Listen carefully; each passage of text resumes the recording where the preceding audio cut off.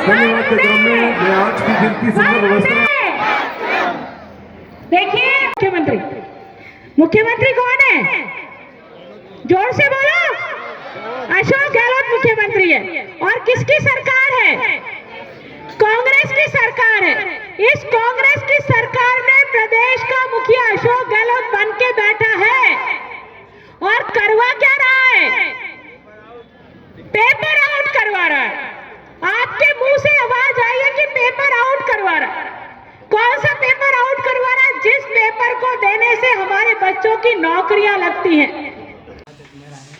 जी, Bharatiya Janata party ने कांग्रेस सरकार के 4 साल पूरे होने पर 4 साल से पीड़ित और राजस्थान की उपेक्षित जनता का आक्रोश प्रकट करने के लिए जन आक्रोश यात्राएं और 200 विधानसभा क्षेत्रों में फिर एक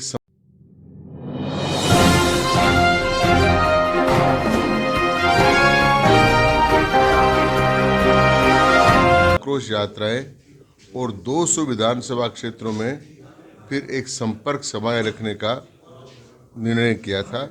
उस निर्णय के अंतर्गत यात्राएं हमारी पूरी कंप्लीट हो चुकी। अब सभाओं का कार्यक्रम चल रहा है, तो उस कार्यक्रम के निमित्त मैं इसमें है। कल एक आरपीसी का पेपर भी लीक हुआ था जी, उसको लेकर तो बहुत बड़ी बात है। मैंने अभी कहा कि हमारी जब सरकार थी तो हमने 1,18,000 लोगों को आरपीएससी के माध्यम से नौकरी दी थी। एक भी पेपर लीक नहीं हुआ था। इस सरकार के बनने के बाद में बड़े पेपर 8 बड़े पेपर लीक हो गए। वैसे 11 पेपर लीक हुए हैं और जो पेपर हुए भी हैं वो लीक होकर हुए हैं, उनका पता नहीं चला। जैसे अभी ये सीनियर इनकी जो हो रही है परीक्षाएं टीचर्स के लिए, उसके भी अधिकांश पेपर लीक हुए हैं। केवल ये पेपर जो है वो वहाँ के अजमेर के एसपी की सक्रियता के कारण से ये पकड़े गए हैं। एक नई विधि खोजी गई है जिस विधि के अंतर्गत बसों में बैठकर ये काम करते हैं और ये सारा का सारा ऊपर से संरक्षण प्राप्त है और संरक्षण प्राप्त होने के कारण से घटनाएं घटित हो रही हैं। ये धोखाधड़ी है बेरोजगार युवकों के साथ, उनके परिवारों के साथ। ये एक तरह से प्रशासन पर कलंक है और हम सब लोगों को इसका बहुत बड़ा अफसोस है कि ये घटनाएं राजस्थान में हो रही है। और राजस्थान एक तरह से राजस्थान की सरकार पेपर लेक सरकार हो गई है और राज्य की जनता ने तय किया है कि जिस प्रकार से पेपर आउट हो रहे हैं इस सरकार को भी अब आउट कर देना चाहिए। छात्र भी परेशान होते हैं हर बार पेपर। छात्र परेशान होते हैं, उनका खर्चा लगता है, वो तैयारियां करते हैं और कुछ गैंग बनकर जिन गैंगों को ऊपर का समर्थन प्राप्त है वो ये काम करते हैं। तो मैं समझता हूँ कि ये सरकारी स्तर पर संरक्षण प्राप्त करके सारा काम हो रहा है। तो इस काम के राजस्थान की सारी जनता दुख महसूस करती है। जब रीट की परीक्षा हुई थी तो लोगों ने जगह जगह जैसे मेलों में स्टॉल लगाते हैं, लोगों का स्वागत किया था, लोगों के भोजन की व्यवस्था की थी। तो केवल परीक्षा देने वाले नहीं, परीक्षा देने के लिए जो व्यवस्था करने वाले हैं वो लोग भी सब दुखी हो रहे हैं और अफसोस प्रकट कर रहे हैं कि ऐसी भी सरकार कभी होती है क्या। आज अजमेर दक्षिण विधानसभा में कांग्रेस सरकार के खिलाफ एक जन आक्रोश सभा थी जिसको हमारे राष्ट्रीय मंत्री विजयाताई द्वारा संबोधित किया गया था। और आप देख सकते हैं कि कितनी जनता, आम जनता की भागीदारी इस सभा में रही है। निश्चित रूप से जनता बहुत त्रस्त हो चुकी है। जिस तरह से बेरोजगार लोग परेशान हैं, आए दिन कोई भी परीक्षा हो वो परीक्षा का पेपर आउट हुए बगैर नहीं रहता है। तो ये अशोक गहलोत सरकार की अकर्मण्यता है। वो कांग्रेस के लोगों के द्वारा ये पेपर लीक कराते हैं ताकि उनकी आर्थिक रूप से मदद कर सके। तो ऐसी मदद अशोक गहलोत स्वयं कर सकते हैं, ना कि इसे हजारों युवाओं को भविष्य को खराब करके वो कर रहे हैं। ये राजस्थान के लिए शर्मसार करने वाली घटना है। आज अजमेर आए, किस तरह की जन आक्रोश रैली का समापन? भारतीय जनता पार्टी द्वारा पूरे प्रदेश में जन आक्रोश यात्रा अभी पूरी हो गई है और अभी उसका समापन समारोह चल रहा है। आज अजमेर दक्षिण में उसी के लिए आना हुआ था। जिस तरीके से गहलोत सरकार काम कर रही है ये काम बहुत ही खराब है। सभी प्रदेशों के लोगों को तकलीफ देने वाला है। ना कोई महिला सुरक्षित है, ना बेरोजगारों के हाथों को काम है। और किसानों को भी सम्मान नहीं है। इस हालत में इस सरकार का रहना बहुत कठिन है। जो सरकार थोड़ी भी संवेदनशील नहीं है, विकास से कोई काम नहीं करती है, वो सरकार उस प्रदेश के लिए कलंक ही होती है। और आज गहलोत सरकार जो है वो राजस्थान के लिए कलंक है।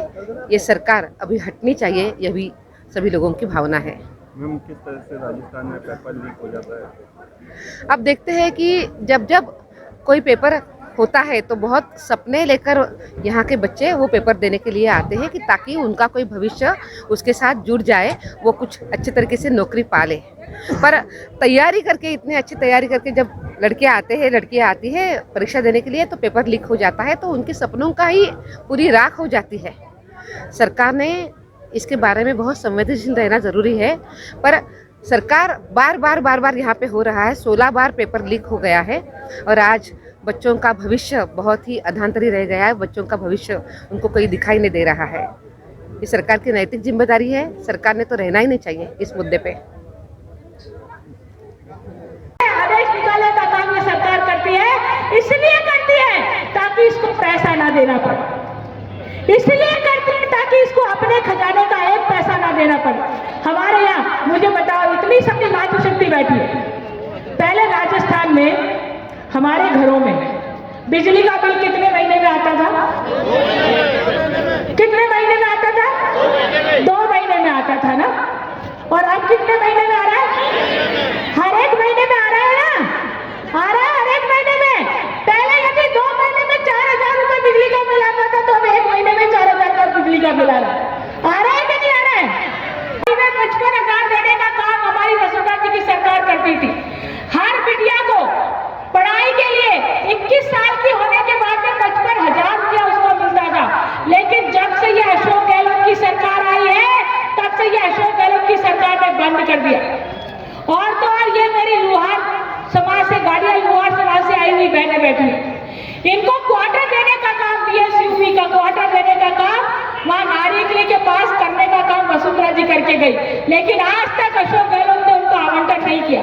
और आज भी ये बहनें पूछेंगे तो बोलेंगे कि हमको नए मकानों का आवंटन नहीं हुआ, चाहे अनुसूचित जाति हो, चाहे जनजाति के लोग हो, चाहे। और बात इतनी नहीं तो कोई महिलाओं को छोड़ा नहीं। कई आदिवासी समाज की बहन आती है जिनके साथ अत्याचार हो गया है, कहीं हमारी एससी बहन के साथ अत्याचार होता है। ये रोज चलने वाली बात है।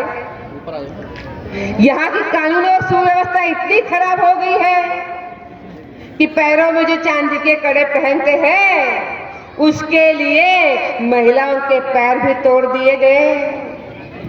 और ये सब ये सरकार शांति से देख रही है, क्योंकि सरकार को महिलाओं के साथ कुछ लेना देना ही नहीं है। उनको वोट मिल गई है, 5 साल निकालने हैं, 5 साल वो निकाल रहे हैं। महिलाओं की अनेक खरीदी और बिक्री हो रही है, खरीदी और बिक्री होती है और सरकार वो देखती रहती है। बात इतनी नहीं है, 7,000 निरपराध नागरिकों की हत्या हो गई। कहाँ गई है सरकार की आंखें? दिखाई नहीं देती है। कानून सुव्यवस्था ठीक नहीं करनी होती है।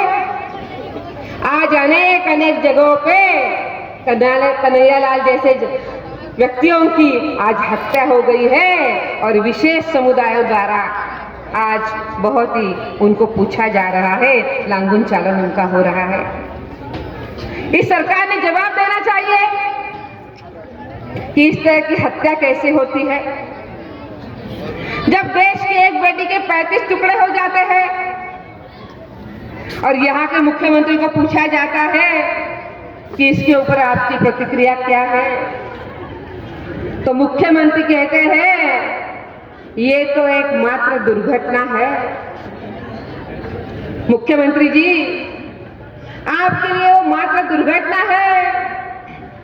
वो दुर्घटना इसीलिए है कि जिस समाज से अपराधी आता है वो आपकी वोट बैंक है। उनका तुष्टीकरण करने के लिए यही बात आपके मुख से आती है। आप निंदा नहीं करते हैं। महिलाओं को तकलीफ होती है तो वो तकलीफ आपके हृदय तक नहीं पहुंचती है।